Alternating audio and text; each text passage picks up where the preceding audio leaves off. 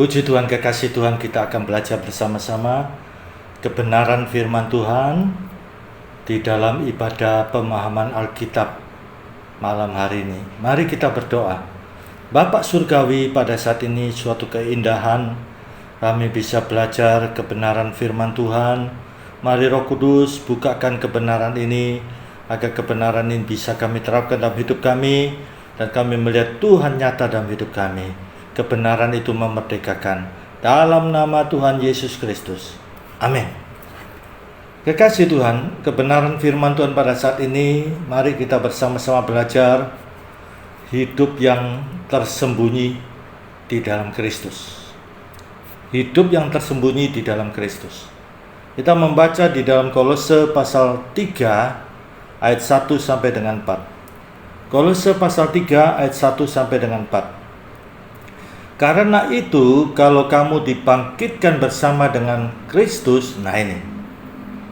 Kalau saudara, kekasih Tuhan menyatakan, saudara sudah dibangkitkan bersama dengan Kristus, saya pun demikian. Saya sudah dibangkitkan bersama dengan Kristus, maka seyogyanya, ini, carilah perkara yang di atas, di mana Kristus ada, duduk di sebelah kanan Allah. Cari. Berikutnya, pikirkanlah perkara di atas, bukan yang di bumi. Pikirkanlah. Sebab kamu telah mati dan hidupmu tersembunyi bersama dengan Kristus di dalam Allah. Ini. Bukankah kita pasti menyatakan bahwa saya telah mati bersama-sama dengan Kristus? Maksudnya, hidup lama kita ini, perbuatan-perbuatan dosa yang lalu itu sudah mati bersama dengan Kristus, dikuburkan bersama dengan Kristus. Nah, dengan demikian hidup kita ini supaya tersembunyi bersama dengan Kristus di dalam Allah. Ini hidup yang tersembunyi sepatutnya demikian. Apabila Kristus yang adalah hidup kita menyatakan diri kelak, kamu pun akan menyatakan diri bersama dengan Dia di dalam kemuliaan. Nah ini hasilnya. Ketika Yesus datang kedua kalinya sebagai, ya diibaratkan sebagai mempelai laki-laki, maka kita ini sebagai umat sudah dipersiapkan menjadi mempelai perempuan yang tidak bercacat celah. Masakan mempelai laki-laki datang, kemudian kita ibarat mempelai perempuan memakai baju pengantin yang awut-awutan, ya, baju pengantin yang penuh noda, penuh kekotoran. Kan tidak demikian. Yesus datang sebagai mempelai laki-laki, maka kita sebagai umat Tuhan diibaratkan mempelai perempuan yang cemerlang dengan pakaian pengantin yang suci, bersih, kudus, ya, bersinar-sinar. Nah, gilang gemilang. Kekasih Tuhan, kebenaran ini menyatakan, ya, betapa pentingnya hidup yang tersembunyi bersama dengan Kristus. Sekarang kita perhatikan, apa sih hidup yang tersembunyi bersama dengan Kristus? Kita tidak perlu memberikan definisi sekian, ya. Di sini pengertian hidup yang tersembunyi bersama dengan Kristus adalah memiliki persekutuan pribadi dengan Tuhan. Hubungan dengan Tuhan itu baik. Seseorang itu membuat dirinya istimewa di mata Tuhan. Nah ini, kalau dipelajari secara mendalam, teologi hidup tersembunyi bersama dengan Kristus menjadi satu materi teologi, karena persekutuan pribadi kita dengan Tuhan itu persekutuan yang hanya kita yang dengan Tuhan, dan ini kebenaran yang sangat hakiki. Yesus sendiri mengajarkan kebenaran ini. Kita memperhatikan di dalam Injil Matius. Injil Matius pasal 6, kita membaca di situ. Ketika Yesus mengajarkan tentang 3 prinsip kerajaan Allah, yaitu memberi, berdoa, dan berpuasa. 3 tiang ini yang sangat prinsipil dalam kerajaan Allah: memberi, berdoa, dan berpuasa. Nah, di sini kita perhatikan tentang berdoa. Yesus mengajarkan tentang doa Bapa kami. Ini ajaran Yesus. Saya sangat prihatin kalau ada yang mengatakan, jangan doa Bapa kami saja, itu doanya taman kanak-kanak. Loh, ini the master teacher yang mengajarkan tentang doa Bapa kami. Yesus Kristus, dia adalah sang guru. Dan luar biasa doa Bapa kami ini, kalau saudara menyimak, seluruh kebutuhan kita include di dalam doa Bapa kami. Dan doa ini bentuk present tense, berarti setiap hari kita harus naikkan. Dengan doa Bapa kami ini menunjukkan kerendahan hati kita, bahwa kita sangat membutuhkan Bapa dalam hidup ini. Dengan kita doa Bapa kami itu menunjukkan kerendahan hati kita. Dengan kita doa Bapa kami ini kesadaran kita bahwa kita perlu di dalam kemurahan Tuhan. Nah ini, sebelum Yesus mengajarkan doa Bapa kami, lihat Yesus mengajarkan apa? Ya, kalau engkau berdoa, nah ini Matius pasal 6 ayat 6. Sebelum mengajarkan doa Bapa kami, Yesus mengajarkan doa Bapa kami ini ayat 9 sampai ayat 13. Ayat 6, tetapi jika engkau berdoa, masuklah ke dalam kamarmu. Masuklah.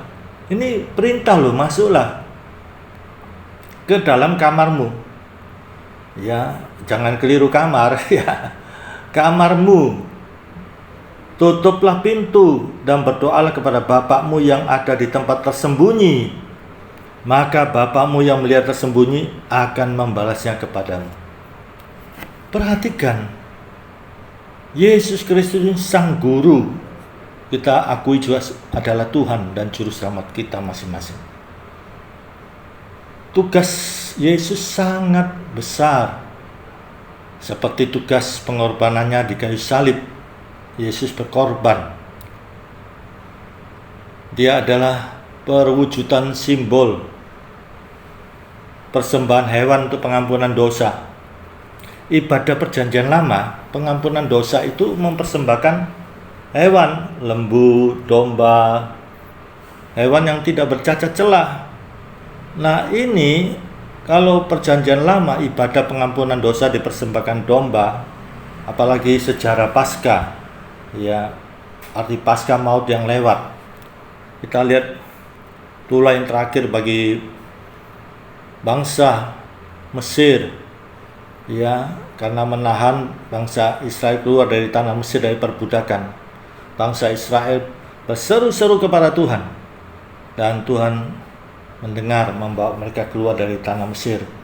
Itulah yang terakhir adalah kematian anak-anak sulung. Nah, bangsa Israel yang rumahnya ada tanda darah, ya, di mana perintah Tuhan melalui Musa kepada bangsa Israel supaya disembelih domba. Kemudian darahnya dikenakan pada ambang pintu, tiang pintu. Tengah malam ketika malaikat maut itu lewat, bala itu lewat, setiap rumah ada tanda darah, maut itu lewat, tidak mengalami kematian anak sulung. Bangsa Israel tidak mengalami kematian anak sulung, tapi bangsa Mesir mengalami kematian anak sulung. Jadi ini Paskah maut yang lewat dan dirayakan setelah bangsa Israel keluar dari tanah Mesir. Dalam kehidupan bangsa Israel, hari raya Paskah. Nah, kekasih Tuhan, kita melihat di sini, ya, Yesus anak domba Allah. Lihat sampai dalam Wahyu pasal 5 ayat 12. Anak domba yang disembelih itu layak untuk menerima kuasa, kekayaan, hikmat, kekuatan, hormat, kemuliaan, puji-pujian. 7 sempurna dalam budaya Israel. Kemudian berikutnya dikatakan yang duduk di tahta, Bapa surgawi dan anak domba yang di sampingnya, layak untuk menerima puji-pujian, hormat, kemuliaan, dan kuasa sampai selama-lamanya. Nah, kita lihat saat itu beribu-ribu laksa malaikat memuji makhluk yang ada di depan tahta pencipta itu, Bapak surgawi, dan lihat para tua-tua yang di depan Bapak surgawi, mereka memuji, tersungkur, bahkan menyembah. Lihat, nah ini betapa mulianya, betapa kemuliaan itu, sanjungan yang begitu tinggi. Nah, Yesus yang Maha Mulia itu bisa sampai begitu rupa, ya, mengajarkan di bukit, kalau kamu berdoa, masuklah ke dalam kamarmu, sampai dipandu begitu rupa loh. Bahkan detail, tutuplah pintu. Nah, sampai begitu rupa. Ngapain yang Sang Maha itu ngurusi sampai begitu detail? Coba kita pikirkan. Nah, di sini ada satu kebenaran. Betapa persekutuan pribadi kita dan Tuhan itu persekutuan yang betul-betul hubungan yang baik. Ini supaya kita bersekutu pribadi dengan Tuhan, tidak ada yang tahu. Masuklah kamarmu. Kamar itu kan pribadi. Kita tentunya tidak mengizinkan orang luar masuk ke kamar kita, harus permisi, sopan santun. Karena kamar itu adalah urusan pribadi. Lihat, masuk ke kamarmu, tutuplah pintu. Sampai begitu detail. Yesus Sang Maha itu mau mengurusi sampai begitu detail. Tutup pintu. Harusnya kita berpikir, ngapain ya kok sampai mengurus sampai begitu detail. Nah, ini satu kebenaran yang mengajarkan supaya kita memiliki persekutuan pribadi dengan Tuhan, hubungan yang baik. Dan lihat, berdoalah kepada Bapamu yang ada di tempat tersembunyi. Bapamu yang di tempat tersembunyi, ya, maka Bapamu yang melihat yang tersembunyi akan membalasnya kepadamu. Lihat, ada hasilnya loh. Maka Bapamu melihat yang tersembunyi, ini, akan membalasnya kepadamu. Kekasih Tuhan, kalau kita mau jujur, kita sendiri yang menjawab ya. Adakah kita memiliki persekutuan pribadi dengan Tuhan di rumah kita? Ya. Pada umumnya kalau saya bertanya kepada teman-teman, pernah saya tanyakan ya, apa yang dikerjakan kalau pulang kerja? Capek Pak Sewi, saya duduk di sofa sambil lihat TV, tertidur Pak Sewi. Saya pulang kerja, ya capek ya, saya duduk-duduk santai, relax sambil camilan. Ada lagi, ya saya langsung mandi langsung tidur, lelah. Ini, jadi pada umumnya mereka pulang kerja itu rata-rata capek, lelah, dan tidak pernah melakukan persekutuan pribadi dengan Tuhan. Itu pun kalau dilakukan pada hari-hari tertentu yang menjadi jadwal gereja. Karena pengurus datang, ada doa bersama hari Selasa jam 6 datang, doa berjemaat. Tetapi pada umumnya persekutuan pribadi itu nonsen, tidak dijalani. Karena capek, lelah. Banyak yang tidak menjalani. Bahkan ada yang sudah komitmen, saya akan berdoa sungguh-sungguh, berlutut. Tapi akhirnya juga lalai. Nah ini, kita lihat kebenaran yang begitu dalam. Kalau kita sungguh-sungguh, kita akan melihat ada hasilnya. Bapamu melihat yang tersembunyi akan membalasnya kepadamu. Itu sebabnya di dalam Kolose pasal 3 yang sudah kita baca tadi, carilah dan pikirkanlah Kata cari di sini ada kesungguhan ya. Saya beri contoh seperti Elia yang ditulis di dalam surat Yakobus oleh penatua. Yakobus itu penatua ya. Dia merupakan gembala penatua yang ada di Yerusalem. Menulis surat Yakobus untuk para diaspora. Karena ada aniaya sehingga umat itu terpencar ke berbagai daerah. Nah, kekasih Tuhan, mereka ini di daerah-daerah tentunya punya tantangan tersendiri. Iya, nah Yakobus membekali. Elia manusia biasa, tapi berdoa dengan sungguh-sungguh. Berdoa dengan sungguh-sungguh. Apa yang terjadi? Mujizat terjadi. Bumi pun berbuah. Berdoa supaya hujan turun. Iya. Dan hujan pun turun.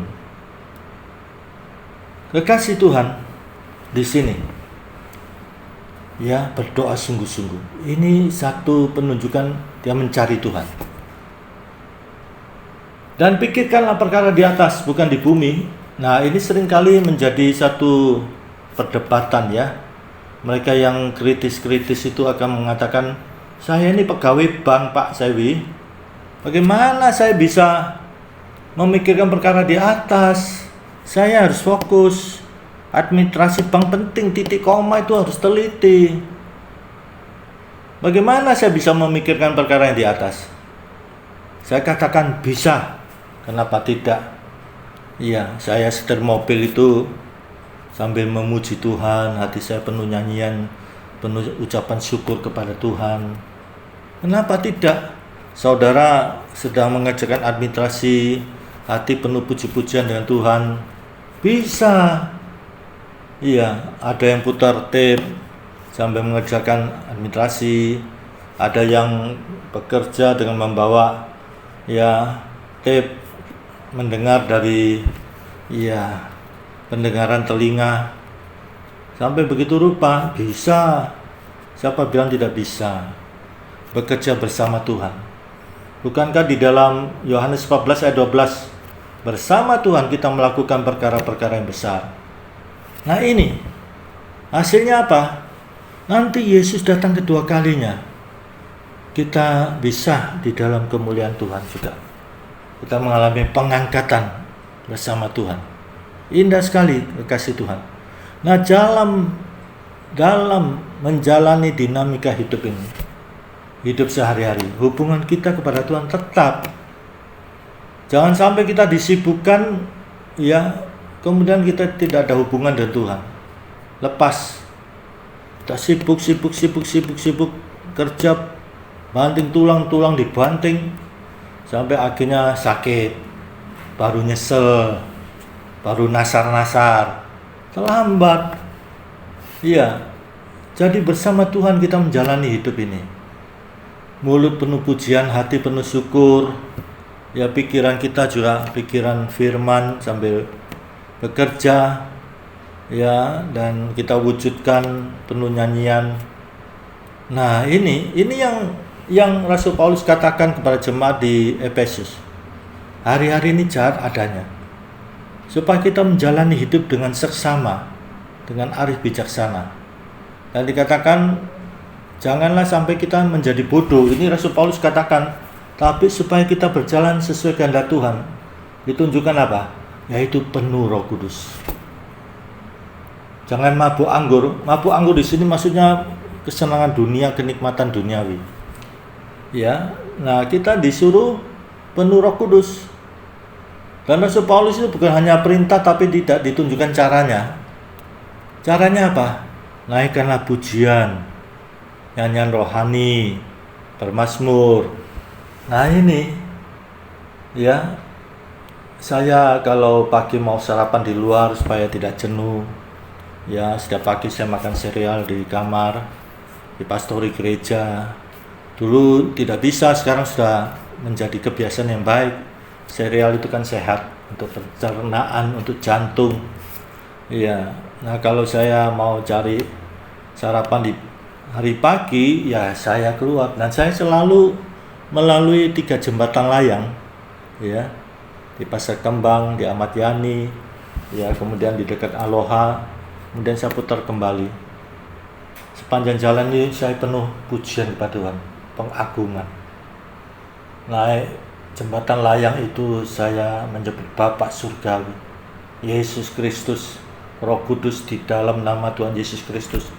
Dan saya mengakui mereka, ya, saya mengakui Bapa, Putra dan Roh Kudus adalah Tuhan semesta alam, Tuhan yang menciptakan langit, bumi, laut dan segala isinya. Dan saya berdoa untuk keluarga saya yang saya sayangi. Tentu kita sayang keluarga, bukan egois ya. Ya, sepatutnya demikian. Kemudian kita doa syafaat untuk bangsa negara, untuk orang-orang yang kita doakan. Ya, bagaimana kita bisa ya membiarkan keluarga kita binasa di neraka? Jangan seperti orang kaya sudah masuk neraka, dikatakan sangat kesakitan sampai setetes air pun tidak dapat diperoleh. Setetes air loh. Kita di Surabaya yang panas begini aja, kalau kita bisa seteguk aqua saja itu betapa nikmatnya, betapa sejuknya, seger. Nah ini, jangan sampai sudah masuk neraka baru nyesel. Setetes air tidak diperoleh, itu selama-lamanya loh. Jangan sampai, kita harus serius. Jangan sampai masuk neraka, jangan sampai seperti orang kaya masuk neraka. Waktu hidupnya, semasa hidupnya makanan enak-enak, minuman enak-enak, masuk neraka setetes air pun tidak dapat diperoleh. Injil Lukas pasal 16. Dan lihat, saat di neraka, dalam siksaan yang amat menyakitkan itu, dikatakan sangat kesakitan. Baru ingat 5 orang saudaranya yang disayangi itu. Terlambat dan memohon supaya ya Bapak Abraham mengutus Lazarus supaya bangkit dari kubur dan memberitahu 5 saudaranya jangan sampai masuk neraka ini.